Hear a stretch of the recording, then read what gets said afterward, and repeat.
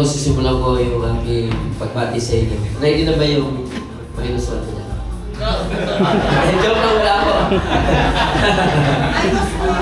Napakaseryoso po kasi anyway, salamat po dahil nung bago po ako mag-start ng church dito sa bago silang 2006.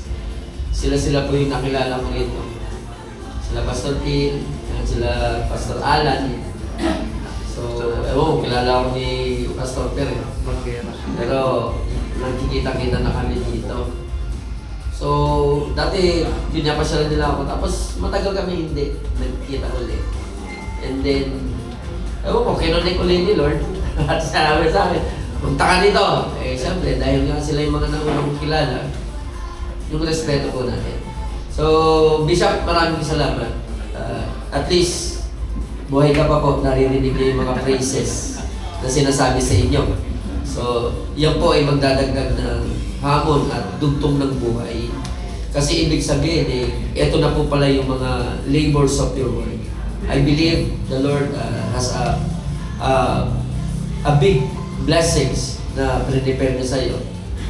Ang panalangin ko ay maranasan niyo po yun bago po pumikit ang inyong mata. Happy birthday po! Amen!